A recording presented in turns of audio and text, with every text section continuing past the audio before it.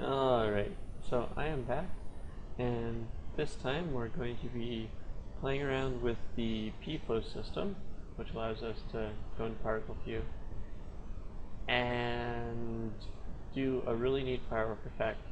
Now this is based off a tutorial I did a long time ago, like probably 2 or 3 years ago, but it really did help me understand the particle flow system and this particle view. So what I'll try to do is get as much as I can about this into the hour-long video that I'm going to make, and yeah, from there on we'll do something cool with it. So let's get started. I'm just going to throw that over there and pull this over there too. So we got a new scene already set up for us. Alright, so first what we're going to do is in our, these two things out. Sorry, I'm working on my other screen. And in our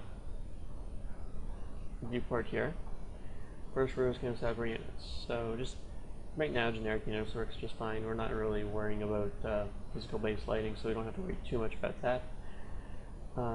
So let's get started by creating our particle system. So for this, the only one that uses particle view is a PF source, is particle flow source. So if you use any of these other things, you won't be able to get any of the options that you can in the particle view. I'll go more in depth with what particle view is later, but right now we'll just create that, zero it out, and the X and Y, rotate it so it'll be turn angle snapping by pressing A. So it's pointing straight up, just rotate it like that. You can just pick 180 and then probably any of these actually. Let's see if that'll actually work. Yeah. And then we're just going to set the length and width to 200. Logo size doesn't really matter. I like keeping it down a bit lower so it doesn't take up all the screen. And as you see, when we play through, you can see all these particles coming out of it. So as well, since this is fireworks, we're going to make it a bit longer. So our timer will be 500 frames. And that's okay. So now you see our particles flowing, but that's it. We're just flowing out. And nothing really happening. Nothing really that fun. If we render it, nothing happens. Or there's cubes. Yeah, there's cubes. Because that's default to the particle flow. So you're just working with other stuff that doesn't actually render anything at the beginning, like Krakatoa and stuff like that. Krakatoa is a crazy program. As well, right now we're going to throw in some forces that will act upon this. So this is just setting it up. So first what we need is a wind force. And let's go into space force. Wind. Go into, I think it's left. Go on the left viewport, drag it out. Really doesn't matter because this isn't going to have any direction. This is just going to have turbulence. So this is just to kind of break up the wind of it, or to break up the particles that are the fireworks, especially when the trails are coming down. It just breaks it up a bit more. So we don't want any strength because it's just to break it up. We do want some turbulence at about 0.15. This is how turbulent the wind is. This is how frequent, like how much the wind breaks up particles. Think of it turbulence in when you're flying a plane. That's all you have to think about. Frequency 0.2. This is how often it happens. And scale, since it's going to be working on very small particles, we'll just drop it down 0.1. Now, as you notice, that has no effect on the particles. You can still see the ticks just rising up and out, so really nothing happens. Next, what we're going to do is create a gravity space warp. This will allow the particles to flow down. So it's going to create forces gravity, and 1 should be good enough because that just sets standard gravity. And as we go under modifier, 1 is good enough. Our icon size is fine. These, it doesn't matter where you place them in the scene. I like keeping them close to my original particle emitter, whichever they act on. If they act on multiple particle emitters, well, it's up to discretion. Next thing I'm going to do is create a drag modifier. So, drag modifier. Drag for space warp. Drag it out, go into here, timing on and off. We'll turn it off to 500 because our sequence is 500 frames long, so it needs to drag. Unlimited ranges means it drags anything on the scene. If it has limited ranges, would be like, I don't even know why I would have a limited range. It would work in larger animations, but we don't need to worry about that for this because we only have one really thing acting on in this whole area. Alright, linear dampening. This is how much percentage of drag it actually affects. So just leave 5 for each of them, it works just fine. Actually, we got our gravity falling for our Z, so we won't need to dampen our Z. And this is working on the x-axis, this wind. So since nothing is actually happening on the y-axis, we don't really need to drag that out either. So 500, that's good enough. Now, next thing we're going to do is go into our particles view. This is a scary window. This is where we're going to be working in mostly. It's very large, and it has a lot of, I'm just going to pop that open. It's got a lot of options. Some of these you won't see, like the fume effects follow if you don't have fume effects installed, the Krakatoa PRT birth, the RealFlow birth. These are all because I have plugins installed, and those are from plugins. But most of these you should see here. And most of them that you will need in, you can probably do this tutorial on anything down to 2008, I think, was when the particle flow system was introduced. So it really doesn't matter, the system hasn't changed much. So let's just go over this bit. What this is a event-based system for particles. What you see here, this is your particle view source. This is the actual beginning of any scene, and you can follow lines to keep doing stuff. This is an event, so bursts particles, it positions them somewhere. The speed, it sets a speed for them, sets a rotation, sets a shape, and it sets a display for the viewport. You can drag out new ones just to create new events like that, straight from this operator description. If you don't see this thing, go under display and go display depot. If you don't see this side, go under display and go description. So that's just make sure all those are checked. Parameters, depot, and description. Some people don't like having this down here because you can just go new and this. However, it's nice to have. And if you have a large monitor like me, I mean, I'm not going to have to worry about real estate. You might have to, so it's up to you. Alright. So let's go through this. Let's go through some of these operators. Birth, bursts particles. Positions these particles wherever you want to be. Speed sets a speed for the particles. Rotation sets a rotation. Shape sets a shape, and display displays it on here. Nothing really too hard about this. Really what this whole thing is it's a whole bunch of if-then statements. And if you're into programming, it follows a line, and it follows each line perfectly. Here, let's pull up this particle view. And as you can see, it's all based on lines and tests. So it goes through here, it finds this test, it says, okay, this I have to do this stuff for it, and then once that's done, it comes back, goes to here, does this, and it follows the first line all the time, and then back up, all around to here, back up, and then see there's nothing left for this to do, so it does it around again, goes again, and then says, okay, that one was all done, and then goes back up to PFlow to start up again, and says, where did I last leave off for each frame? You can set up many different cool things with this. You have to remember it is based on location. So this position will be done before the speed is set, will be done before the shape facing is set, will be done before the material static is set. These I'll go over really quickly. We also need to make a camera in our scene so the shape facing works. So what we're going to do first now is, actually can't remember, but really quickly, we're going to create a camera here. And this is just to set up for the particle facing, so the particles face the camera. Actually, yeah, we'll do that later. Right now we'll just worry about playing around with this properly. Alright, so we're going to pop this back up. And now let's start thinking about how fireworks work. So fireworks, there's a few small things that come up, they shoot out. They have kind of a trail behind it for the fire of the rocket itself, and then they explode. So the actual initial fireworks that go up into the air are not really that many. It's a lot of small fireworks that just explode into larger works of fire. So since we're going to be having to worry a lot about lots of particles, we'll go into our PF source. This, a lot of it can be set by just clicking on here and into the modifier panel, this PF source here. However, it doesn't really matter. So our length and width is 200, icon type rectangle, really doesn't matter, we're not going to be able to see our emitter really.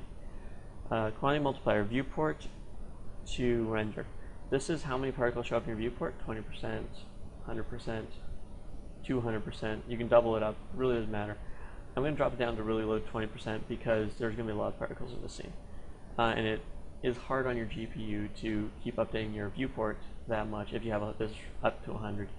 But remember, this is only 20% of the particles that will render out. So as you see, there's, well, it'll be only like 100 particles here, or 20% of 200, whatever that is, I can't remember, 40 particles there, over 30 frames. However, when you render it, there'll be 200 particles there, which is, as you can see, this looks a lot different than this, so you just have to remember that. As well, we're going to go to PF source. Thank you. And we're going to up the upper limit, so just add a few more zeros on there. It really doesn't matter. It'll set an automatic upper limit. This is how many particles are allowed in your scene. This limits it. If you don't have a fast computer, you drop it down. If you have a faster computer, or if you're going to render a lot of particles in a scene, put it up. Integration setup. It integrates the viewport every frame, but every half frame in the render. So every half frame, it does a whole sequence of this and says, okay, this is where these particles are. Now we're going to set them. The viewport does it every frame. Doesn't really matter. You can set up a script for it, but we don't have a script for this, sadly. I wish I did. It would be fun. Much easier, even though I hate programming. Alright, so as I said before, this is not too many particles. There's about, we'll say there's about 75, 75 fireworks. And we don't want these to stop at, we don't want these all to go in the first 30 frames, because that's really lame fireworks. So we'll set up the whole 500 frames of things.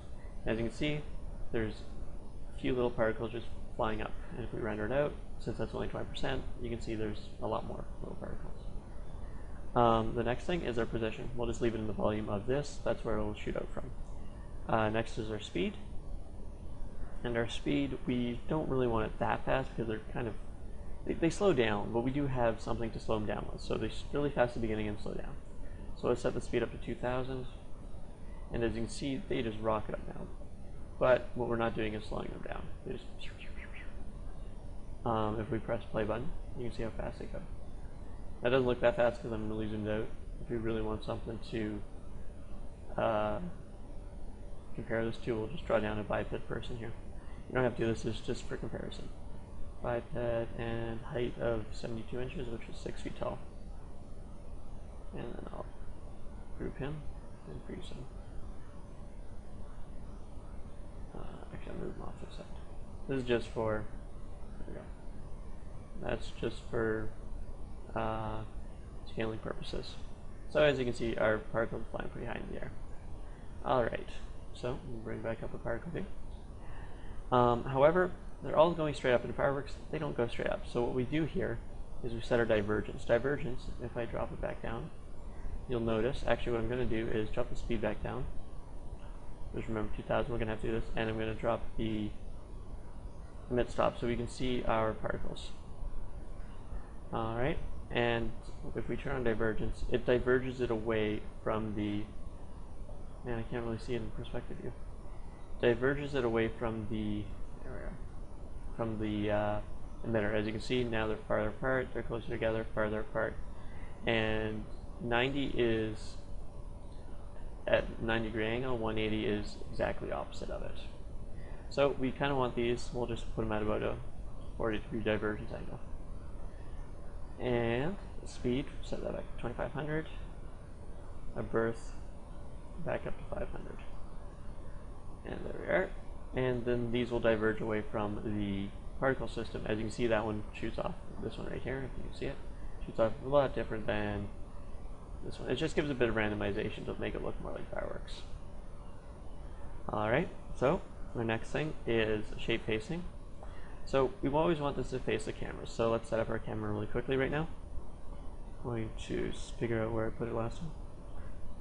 And alright, let's draw in a target camera. Set this camera piece to 0, -5000. Remember, these particles are moving pretty fast and these are moving pretty high. And we'll pop this up to 2500 at 0 and 0. 2500. And as you can see, if we go into our camera view by pressing C, you can see a camera, and you'll be able to see a particle. Oh, there's one. Particles coming up straight through it, but you can't really notice anything else. And there they go, there they go. And we got a nice little effect there. Alright. So exit this out. and I'm going to go back into perspective view because we already have our camera in there. So next what we're going to do is set up our shape facing. So when we go under shape modifiers, let's go under there, particle view, shape modifier. There are 4 of them. The shape, which lets you select from a set number of shapes, 2D and 3D. There's shape facing, which makes an object face, as it says right here. Shape facing creates a flat particle shape that is orientated towards the camera, the viewport, or an object. And then there's shape mask, which creates a particle shape simulates spot marks, contact geometry object. It's like a mask in Photoshop or Flash or anything like that. And then there's shape instance. This allows you to instance out any shape that you have in your scene. So you can just create geometry of a blob mesh or something, instance that out, and kind of have it as a smoke particle if you're not running fume effects or anything. But for this, we're going to use shape facing. So we'll drag shape facing out, and there's 2 options you can do. You can put a blue, which puts it in without deleting anything, puts it in that location, or a red, which overwrites it at that location. So I'm just going to use the red, put it over there, because we don't need the shape, we just need the shape facing. And as you can tell, we will go to our camera view, and you can see if we render it out, nothing's going to happen because our shape is not really looking at anything. So what we have to do is go under look at camera object, go all the way down to our camera, and click on it. Now the shape will look at it. If we hit F9 again to quick render it, it's a black shape, so we can't see it, but it will be looking at it. So let's go through this again. And since it's going to be farther away from the camera, we'll put it up. We'll make the size width, which is right here, in world space, to be 50 units. And it should be working now. Yeah, as you can see the particles now. So those are going to be like our fireworks, I guess. Those are going to be the actual rocket fireworks. You can see they're just kind of flying up. Now let's bring this back open. And what we want to do is now have the trails that fall off of it.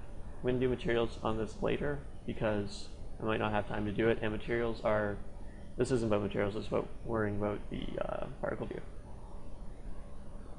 So what we're going to do now is we want these things to have trails behind them because most fireworks have trails behind them. They kind of spew off rocket trail, I guess. And what we're going to do now is spawn that at that particle location, have particles come out of it. So what we want to do is bring out a spawn test. So this generates new particles from existing particles and sends them into next event. So we'll drag that out underneath. And we want to spawn it by rate, not just once. So we go by per second and a rate of 300. So this is a lot of particles. That's why you can see we have the particles in our PF source right here.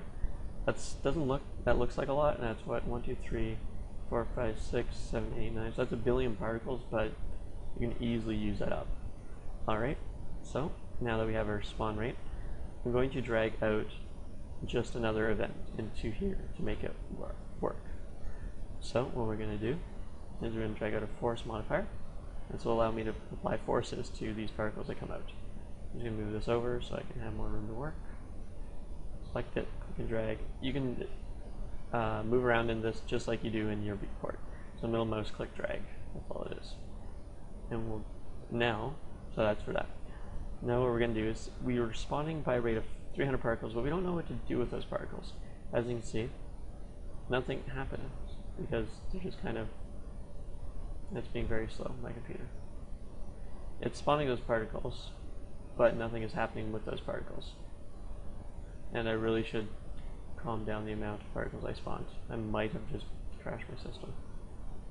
That would not be fun. That's never good. Alright, I'm going to pause this and come back. Alright, so I'm back and it kind of crashed. And yeah, be careful of that. Make sure you save it. Particles have a tendency of crashing when you're using them in the viewport and it just overloads your GPUs. So, for right now, this is what we should have in our events. We have a birth from 0 to 500 with a 75 amount. We have our position, which is just the volume of our emitter. That wasn't changed. We have our speed along like an arrow, 2500 speed, and no variation with a 35 divergence. We have a shape facing, which is just facing the camera, 50 units size. And what we also have is spawn by rate. And so in spawn by rate, we have rate by 300. I might drop this down because it was really killing over my GPU. As well as we have the spawnable, which is 100%.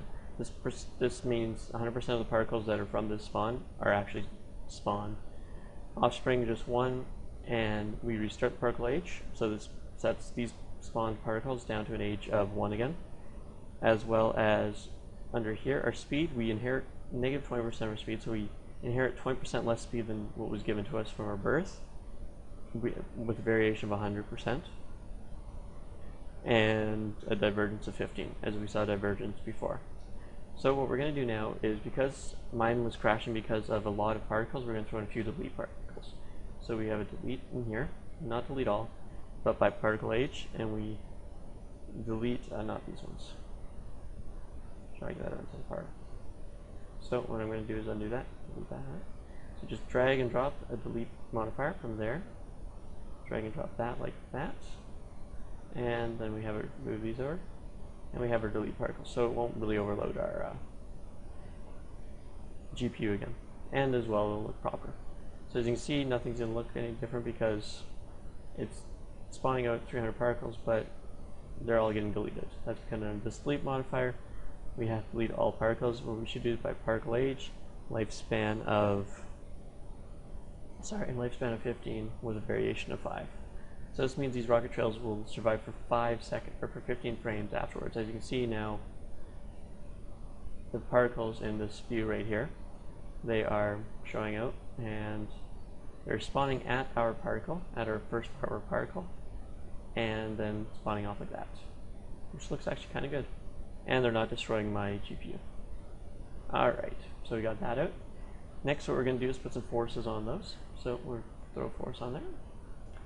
And I'm going to use my wind, so it just breaks up a bit more. We go add by lift, wind, brings it up into there. As well, we are going to make a scale, so it scales outwards as it gets farther down. So what we're going to do is bring in a scale modifier, scale particles. And this is, make sure it's here because we don't want to delete them until they're scaled, because as I said, it's a event based and it's a node based, so it does this, then this, and then this, and then this. So what we're going to do is under our scale, we're going to set it to a relative first scale. So what relative first allows us to do is, just one second, I'm checking my old one. Alright, make sure it's 25 is good. So it allows us to scale. So first you can overwrite the scale, so it overwrites it once, and if we go to about there, let's see how that looks. It's not going to overwrite at L because they're really tiny, as you can see right now. And if we overwrite it once, you'll notice that it just scales the particles once. So if we hit 500, we render this, you see they're larger. That's really not, let's 1500. Yeah, there you can see, they're larger. But it doesn't change anything ever. It is always the same size. So we have another option, which is inherit once. So it just inherits the particle size once from the parent particles, and that's it. It inherits it once, and that's it. Absolute. This means that, oh, excuse me. This means that it takes the absolute time of either the event age or the particle age, and it scales it by that. So, oh, excuse me. So if you're keyframing it, you would have the scale to be like 0 would be 100%, and 50 would be 0%. It would always be that, and it would absolutely scale that all the time. We have a relative first, which scales it relative to the first particle that's out there right now, the last spawn particle. And it resets the time of that. So that's the one we're going to use, and we're going to turn on auto key. And we're going to go to, at frame 0, it's going to be 25. And then at frame 20, it's going to be 0. So this means it's getting smaller throughout all the frames. it's tiny and then it gets even smaller. So if we render instead of 25, 9. Oh, that's because I don't even have any particles. You see? You can barely see them, but I mean with the material it will help. And I kind of want more rocket trail. So what I'm going to do is go back to 0, go to about, let's say 250, and then scale that down to 200, or to 0. Whoa, that's gigantic. Should not have been, oh, I see what he did. I see what he did there. I forgot to keep auto key on. So that'll be 250, at 20 it'll be 0. And then that should be 0 for the rest of it. Yeah, there we go. Okay, and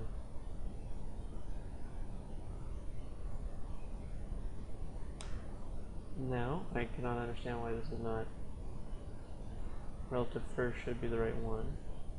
Give me 1 second here. Alright, so now I totally forgot one thing. Animation offset timing. What this does is sets it to the absolute time. So right now it's set to the absolute time, so at 0 the absolute time it'll be 250 size. At 0 or at anything past 20 in the absolute time it'll be 0. So what we want to do is set this by event duration. So what this does is as long as the event's going on, this will key it to that. So it means the longer the event, the larger the particles, as you can see, and then the smaller they get at the end.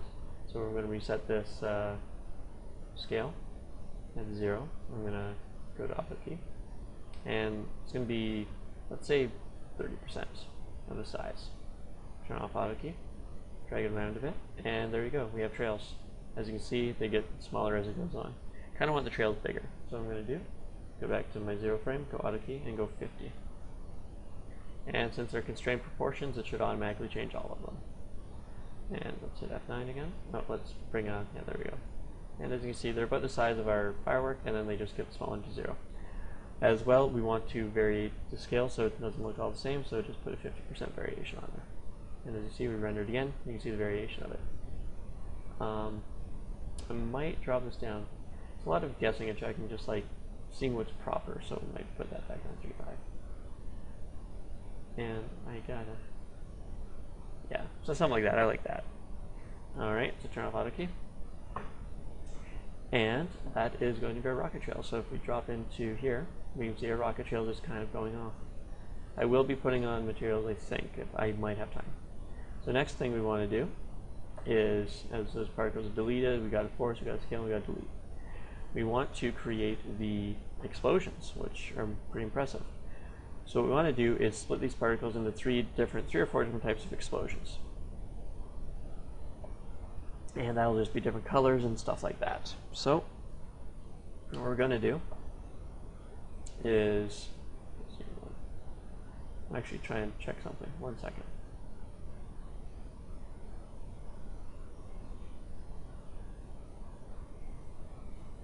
Alright.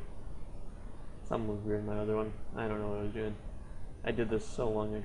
But let's do this. So what we're going to do is we're going to have a splitter. So we're going to have a new event here that splits up the particles. But first, we need to know when we're going to split up the particles. So we're going to put a collision test in here, or an H test in here. And sometimes it gives you the wrong image. Doesn't really matter. It's kind of annoying sometimes, so I'll leave that and see if I can bring up the right image. No. I don't know why it does that. I really don't. It just doesn't like giving you the right image. Kind of annoying that way. It gives me a rotation image. Or a spin image. Let's see if it gets it this time. Bam. Oh yeah. There we go. Because I'm a stickler and I want that. So after, we'll say 45 seconds, these particles are in the air, because that's usually when they're kind of in the middle of our scene. A bit high. With a variation 10, let's put them down to 40. And if it's greater than that, so we test by particle age. So you can test by absolute age, which is the absolute age of your animation, by particle age, by event age. Makes sense. We're testing by particle age because we want each particle to act independently of the others. So we'll do an age test of 40 plus or minus 10. Variation is 10. And what we're going to do is then put a split in there. So what we're going to do is go splits. Where's splitter mount? drag that out as a new event. Now what this allows, and we're going to actually have 4 of them, is you to split up the particles that come out of there and into how many percentage of chance that will happen. The weird thing about this is these 4 do not have to add up to 100%. It's strange. They can add up to 100, 150. It's just, what it does is it takes this split amount, it says 100, or this, however many amount of particles are from this H test, or they go into this event, split up the first 50%, like split 50% of them into here. If it doesn't get this 50%, check 50% of this last one. If it doesn't get that 50%, check 50% of the last one, and it keeps going on and on because, well, it's infinite. 50%, 50%, 50%, you're never going to hit 0. We're just going to drag that to there to connect it up. And we're going to set up, so the first one we're going to put to 25%. 25% of the particles will become the first split amount. 30% of particles become the second split amount. 50% of particles become the last split amount. And the last one will be all the particles. So what we have to do for that is just, instead of going split, it should be a send out. So it splits all the particles, and then we send out the rest of the particles, and we send out all particles. So we just test true for all particles. And really, they're not going to give me the right one. There we are. The only reason I pulled out a new one is because of I wanted the right symbol. It really doesn't matter. So that's for that. And now let's make some explosion fragments. So for that, what we're going to do is bring out another spawn. And what this does is it spawns particles. So drag and drop the spawn into here. And from the first one, from the first split amount, drag and drop that into there. Now, what this does is it takes 25% of the particles that were sent out from this H test and spawns them once. That's it. However, we don't just want one spawn. We want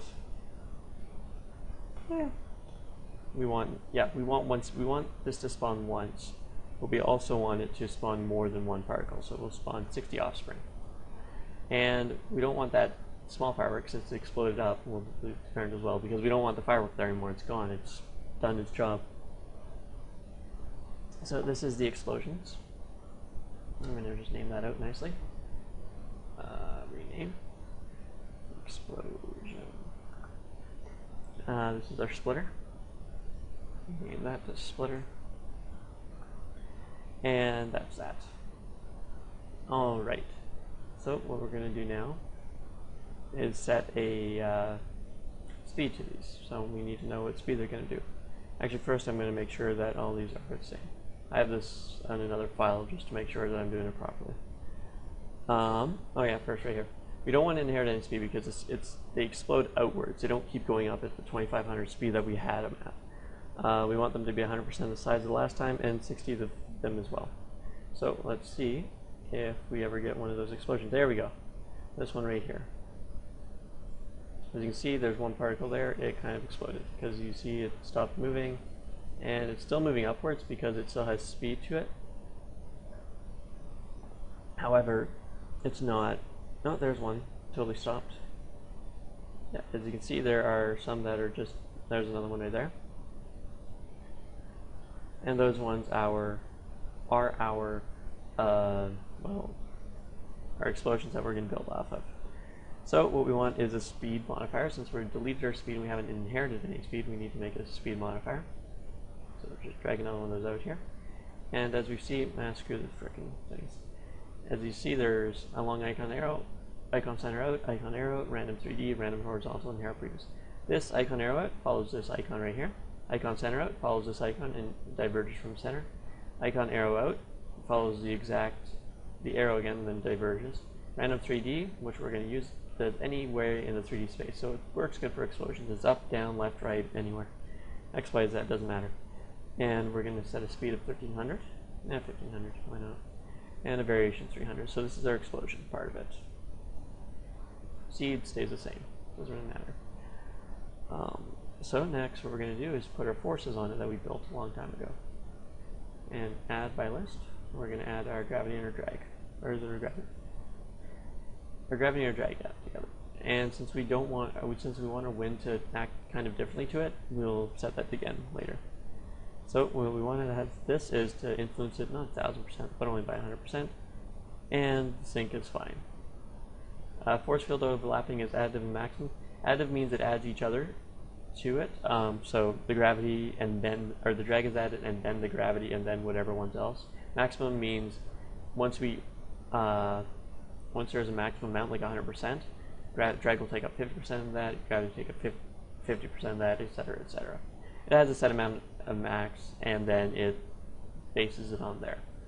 So we just want to add it up together. So it really doesn't matter. Sure. The add, and drag another force in here for our wind. Since we want our wind to have a bit more, influence, we're going to set it up to be like that. So we'll just keep it at 1,000 influence. As scale, we're going to have another relative for scale in there. So let's go under here, scale. I have to find that. There we go. Drag and drop it out. And, oh, excuse me. We're going to set this to relative first again, and we're going to sync it by. This one we're going to sync by absolute time because we're not animating at all. We're just setting it to a 40% and 20% variation of the scale. There's no animation done to that scale. It just allows us to have a variation in the explosion. And then, from there on, we will delete the particles. Not all the particles, we'll delete by particle age and 75 age with a 25% variation. So some will live to 50, some will live to 100. And if we go out, we'll see one or two of them exploding out. We should see one or two of them exploding out. There we go. So as you see, firework comes up and explosion. And you see our particles dying out, and there should be another one. I think I remember seeing another one. Oh, there's another one. Yeah, right there. It comes up and explosion. Look at that. Look at that beauty. So those are our particles working together there. And that's only because, the only reason we only have a few of those is because only 25% of them are actually going to this explosion.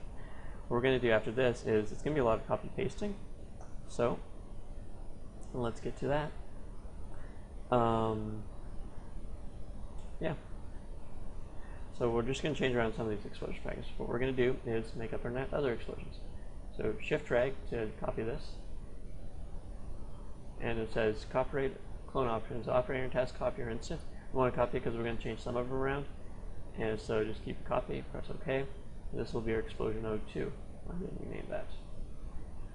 Explosion 02.